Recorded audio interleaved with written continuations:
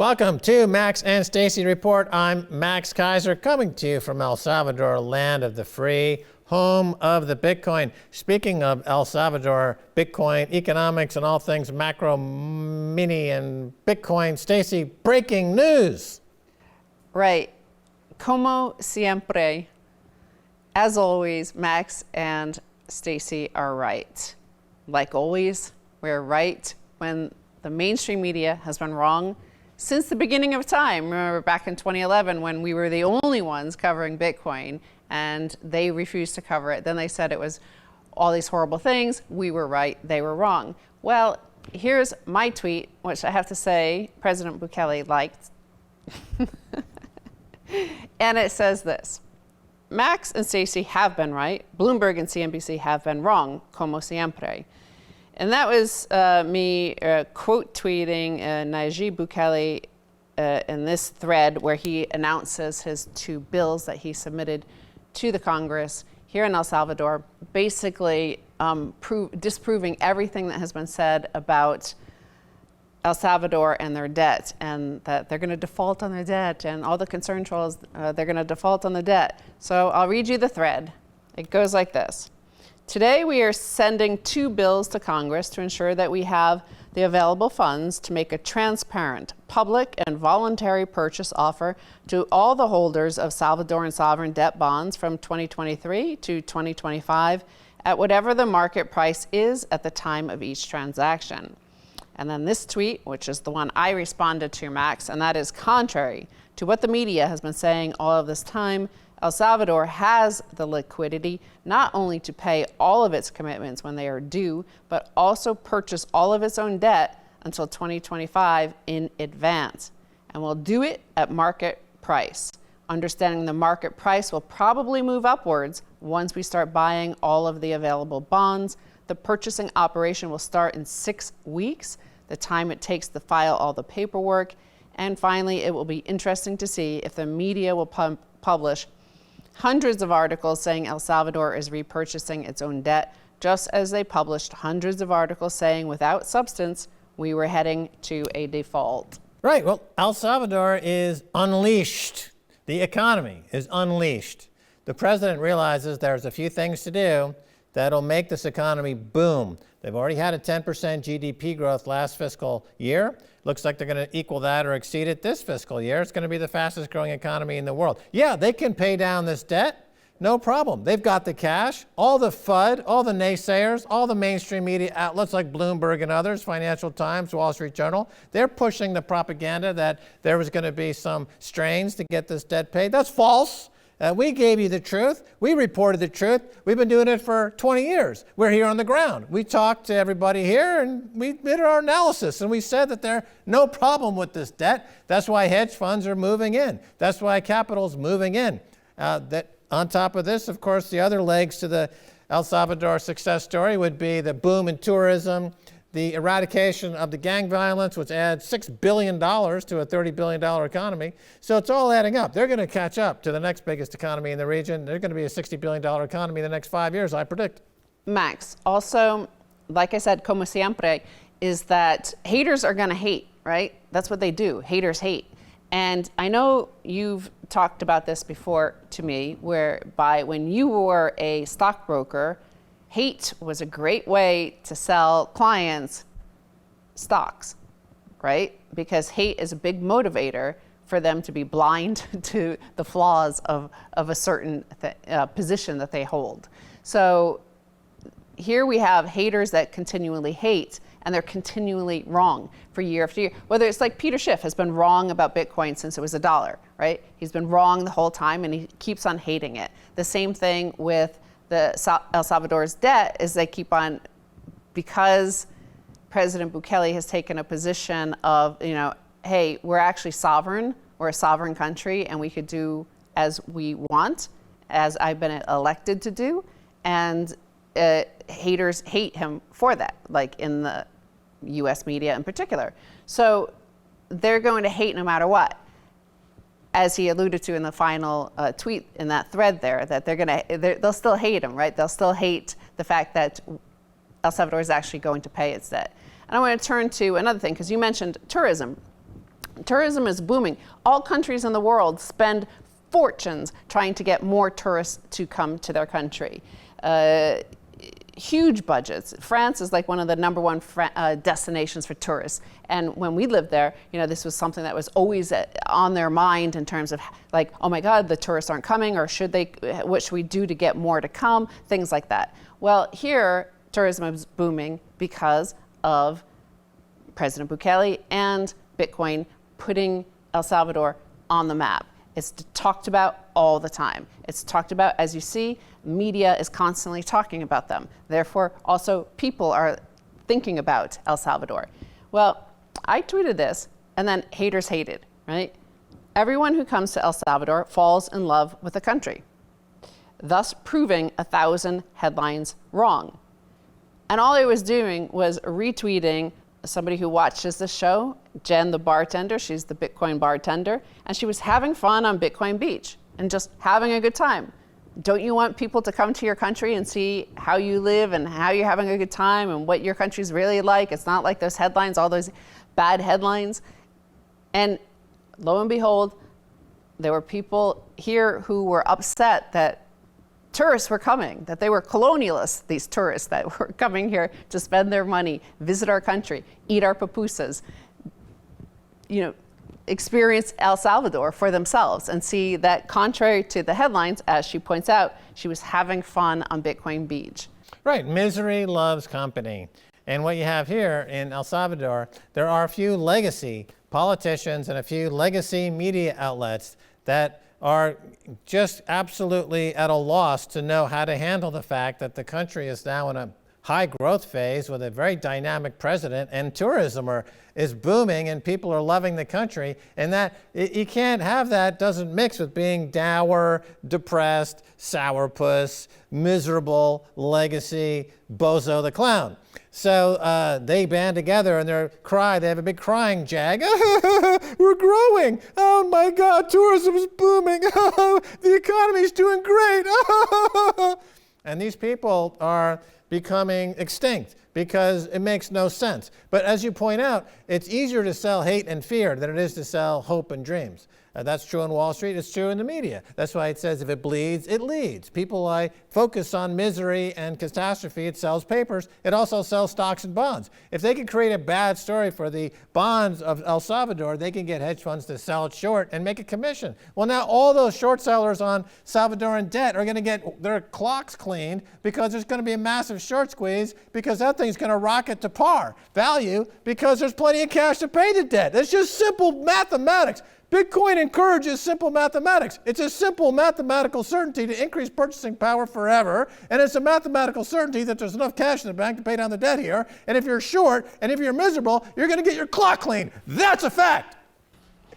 Exactly, and one of the things I responded regarding this hate for tourists having a good time in your country, like the colonialism was in the headlines, the thousands of headlines that said, don't go to El Salvador, that El Salvador is dangerous, that El Salvador is bad, that El Salvador is horrible. All those headlines were the colonialism, right? They were trying to prevent, a shared cultural experience. They were trying to prevent people from coming here and changing their own perception about the country.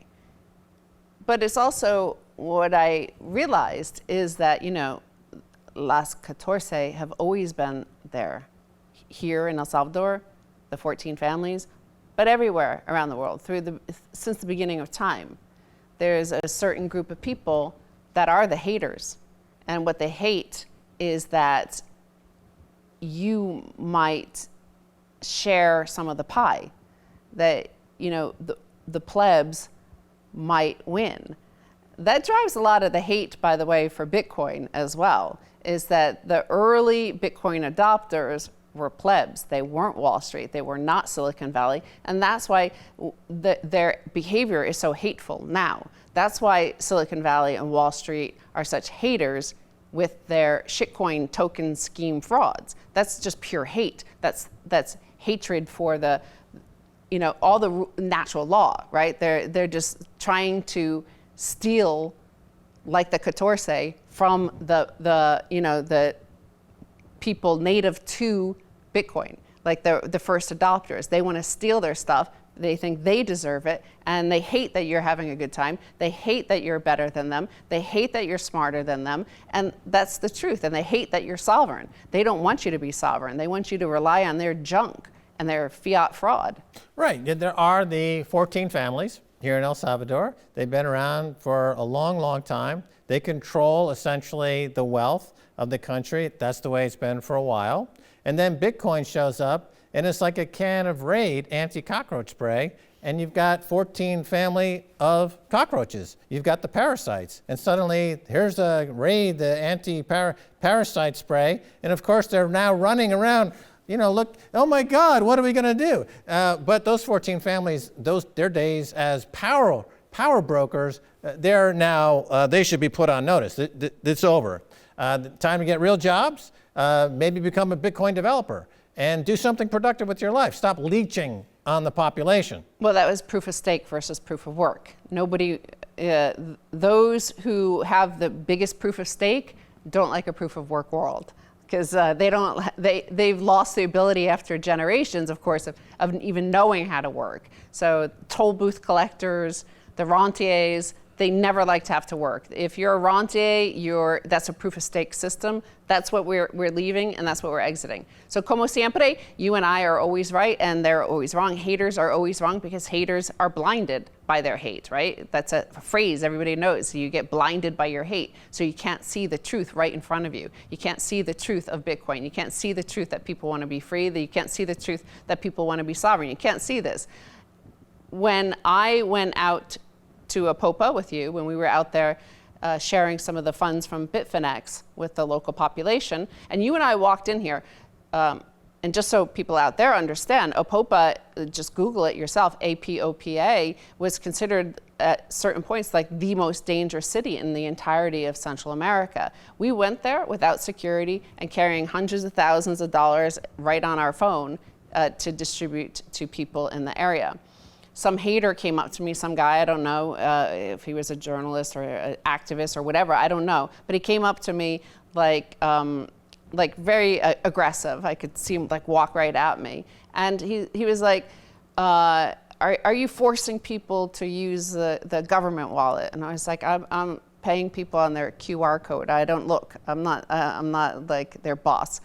And he was like, well, you should be teaching people to use blockchain.com wallet. And I was like, wow, it just like, you could see how I paused for a moment, because I was like, what is this, like way back in time, pre all the frauds, like once all those early Bitcoiners turned to fraud and scams, them being one of them, like they turned to Bitcoin Cash and all this stuff. So I was like, you know, the cameras are rolling, people were there, and I was trying to be polite, and I was like, I'm not sure you should use that, right?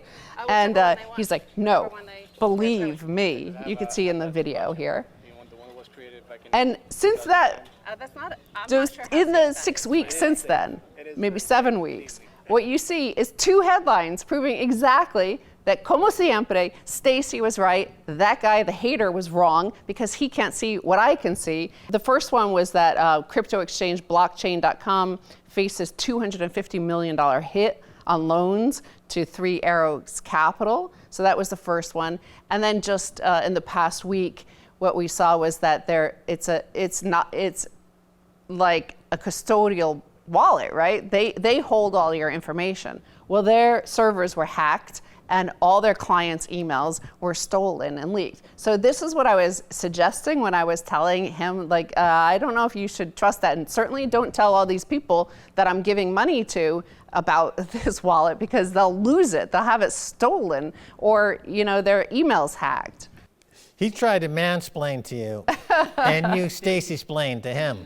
You gave him the Stacy-splanation, and that was basically, I saw him quivering in a corner, crying and curled up in a fetal position a few minutes later because he got Stacy-fied. And now history proves that that man was wrong. That man is a shambles. But anyway, good job. Como siempre, you know, just get rid of all your hate and you'll start to see the truth. It's important that you get rid of that hate because that blinds you to the truth. So tune into Max and Stacy Report because this is where you find love, This is where you find the truth. Big love. Big love. All right, we're going to take a break. And when we come back, much more coming your way.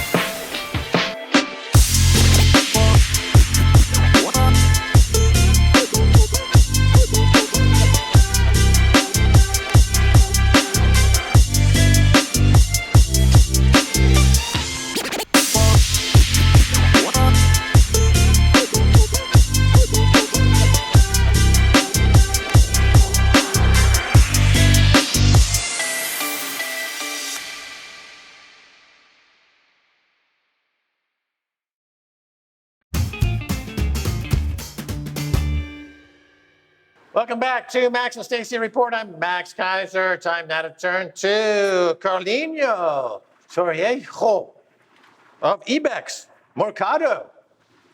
Carliño, hello. Hello, Max. How's it going? How am I doing with your name? I'm getting it better and better. Every time you're getting closer. A little closer. I'm improving. I appreciate it. So you are from Guatemala. I am. And why are you here in El Salvador working on Bitcoin and not in Guatemala? Well, it's only a 5-hour drive. And since El Salvador adopted Bitcoin as legal tender, it started the most important race of the 21st century, which is hyperbitcoinization.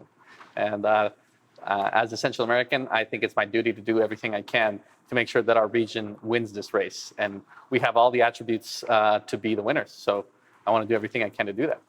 Right, so that's it. You're describing this as the ultimate race of the 21st century. It's starting here in El Salvador, and you want to be as close to the action as possible, and you want to win this race. Yes. So what are the stakes in this race? Everything. I think Central America has come last or close to last in essentially all the races for human progress up until this point. And that gives us an edge in what I think is the only race that matters, which is adopting Bitcoin. Well, I'm living in El Salvador, and the people have a glint in their eye, like, aha, we got you this time. Our president's on the ball. We made Bitcoin legal tender, and we're going to take this thing. We're going to win this time. And is that in the cards? I think so. Particularly, so what I'm most excited about is seeing young people really take advantage of the technology. So when I was growing up as a teenager, the internet was becoming much more available. And so I remember teaching my uncles or my parents how to plug into the internet. And obviously, as a young person, I had an advantage over older people that are kind of used to how things worked. And seeing younger people figure Bitcoin out in basically no time at all compared to my generation is extremely exciting. And yes, there is that glint in their eyes where they can realize this is something that's giving them an advantage over essentially all other human beings on the planet. Right. Now, tell us about Central America. Many outside the region may not understand the structure of it. How does El Salvador fit into the 5 nations plus 2? How do you think success for Bitcoin in El Salvador will hasten hyperbitcoinization in the region? Sure. So El Salvador and Central America started out as a federation of 5 states: Guatemala, El Salvador, Honduras, Nicaragua, and Costa Rica. And historically, El Salvador was always kind of the rebel of the bunch. And so over different periods in history, they took on the leadership and took on the risks, usually that other parts of the region weren't as keen to take on.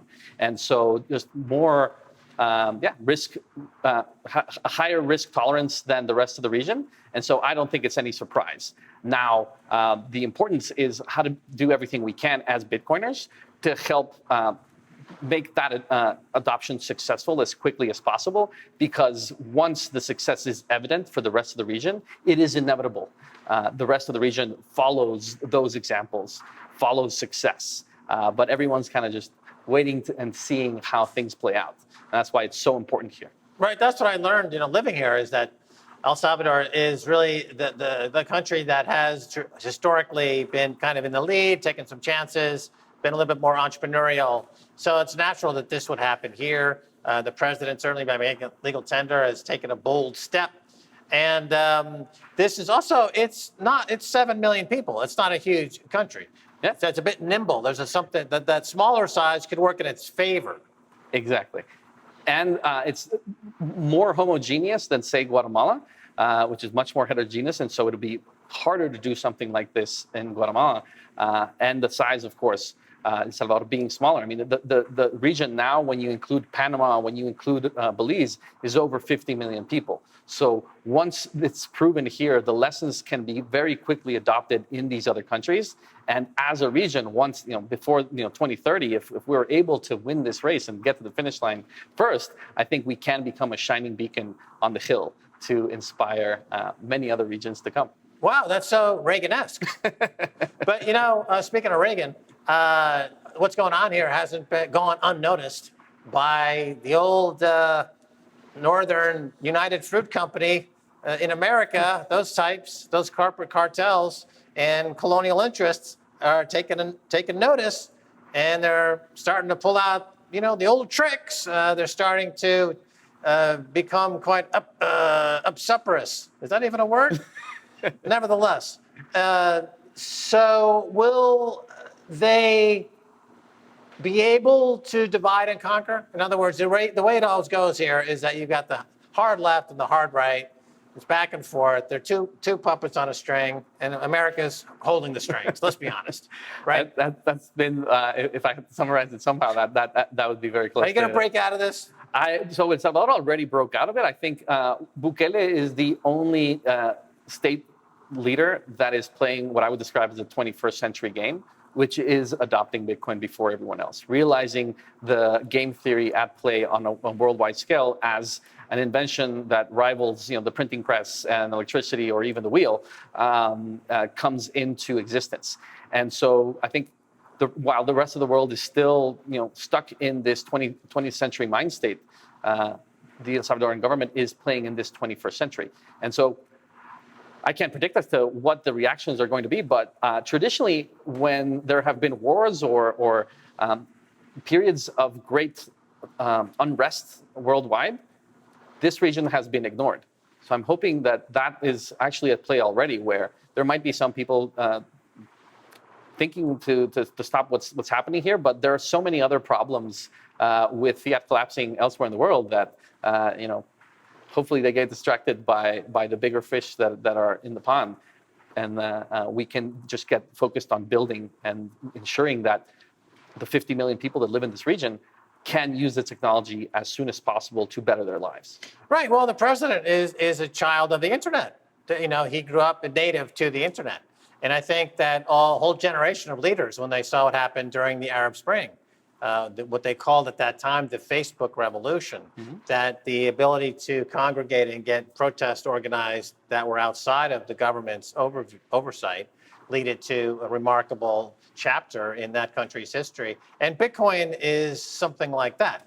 Really a revolution is being organized in a way, because Bitcoin is unconfiscatable, uncensorable, and immutable. There's really nothing that the IMF and those folks can do. As long as we educate as many people as possible, every day there's a new Bitcoiner that's born in El Salvador. And so I hope that... You're down at the hospital checking that? they get their... Speaking of education, so let's talk about education, because that's really something you've been focusing on a great deal. It's called My First Bitcoin, right? So, Premier Bitcoin. See, I can speak Spanish. Yeah, so what is that? So Ibex has been working in El Salvador since officially June 2021. And we very quickly realized as a Bitcoin-only Lightning-first company that education is directly related to success of Bitcoin adoption. And so we found My First Bitcoin. It's a Salvadoran nonprofit founded both by foreign Bitcoiners and local Bitcoiners, working together to find and create the best educational tools to teach people how to get off zero, how to just play around with Bitcoin and learn the basic skills. And so we've partnered them, and we're very proud sponsor of their work, particularly to taking their education that they're taking in the streets now into the classrooms. And so in June, we were able to participate in graduating the first cohort of high school students in the public education system that have gone through a 10-week course that's skills focused on Bitcoin. And so it was just extraordinary to see over, it was 38 graduates between the ages of 17 and 19 getting their Bitcoin diploma, which was a skills-focused pass-fail test administered to kids where they just proved that they understood the unconfiscatable nature of Bitcoin. Take their own keys, send on-chain transactions, verify for themselves, and realize they don't need to wait for permission. They don't need to ask for permission anymore if they have Bitcoin. So we're extremely excited to support this pilot and help it grow so that hopefully it reaches every single school in the country as quickly as possible. Because I do think that the young generation of Salvadorans today have the unique opportunity of being the most well-capitalized generation the world has ever known. Right. Well, Jimmy Song, he taught a course for Bitcoin developers, and you get through his course, and literally you're ready for a $10,000 a month job. Yeah, that's $120,000 a year right out of the gate, and that's a big difference than what traditionally has been available in a country like El Salvador. For sure. And I just want to see more students applying to the kinds of courses that Jimmy Song is offering, right? So you guys are like, it's a step, a stepping stone. So you've got the beginners, the high schoolers, they just get the basic awareness. You're talking to politicians, talking to people, vendors, and how to use it day to day. Like, this is what it is. And you're getting here's a wallet. Hey, do I move it from wallet A to wallet B, then back to this wallet? Yeah. And it's doing quite well. Greg Foss. Yes. He sang your praises recently. He's a kind of a failed hockey player from Saskatchewan, who's an amateur bond trader on the side, who gets on a lot of these podcasts and just yap. You can't get him to shut up. But nevertheless, Greg Foss, who's a good friend of mine, he was talking about Ibex Mercado, that's the logo. I take it that's an Ibex. That's an Ibex, indeed. An Ibex. Yes. Right. We're a mountain goat, because we only go up. Right. And how do they get up those mountains, like seemingly impossible vertical? That's a good logo for a company. Yeah, like every time there's a dip, we just claw in and then wait for the weather to improve and just keep going so that we reach the top of the mountain. What's it doing? What are you doing over there at Ibex? So Ibex is a Bitcoin-only Lightning-first infrastructure company. We provide technological tools to allow anyone to connect to the Lightning Network. So we have Ibex Hub, an API product that allows any financial institution or organization, for that matter, to plug into the Lightning Network and connect all of their services currently to what is available on Bitcoin and through the Lightning Network. Essentially using Lightning as a settlement tool, not just a store of value, but also a settlement tool, and basically the best technology to do that the world has ever seen.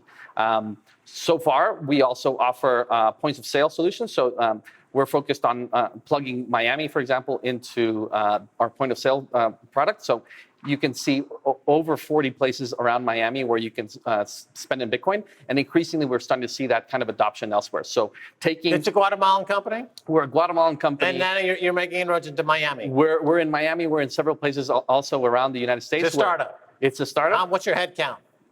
We're over 30 people, last I checked. And how many rounds of financing have you done? So we have done our seed round, and we're working on our Series A. You're cash flow positive? Indeed. You are? I'd have to check more recently, but we also have an OTC arm where we sell Bitcoin to Guatemalans, and over 90% of our customers are buy only. So we have a lot of demand for people buying Bitcoin in Guatemala and starting to offer those services elsewhere in Latin America. All right, hot. Now, finally, your thoughts on President Bukele in terms of where his place in history will be in terms of Bitcoin in Central America. So if there's a Mount Rushmore that's going to go up somewhere in the 5 Central American countries, would his face be one of the faces on the Central American version of Mount Rushmore? Carliño.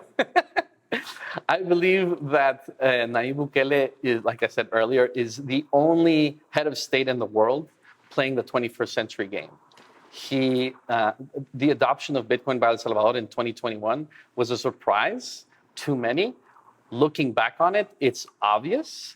And the fact that he will get years of first mover advantage over every other country on earth is flabbergasting.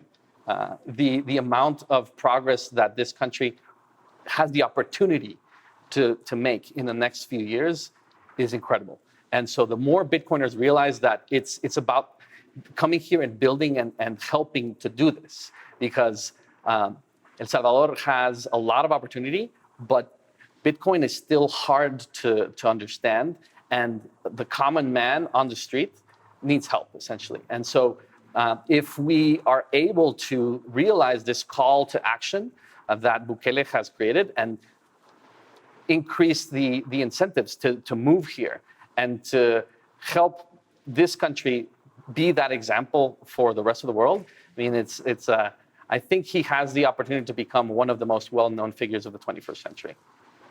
Carliño from Ibex, Mercado. Indeed. Thanks for being on Max and Stacy placer. Report.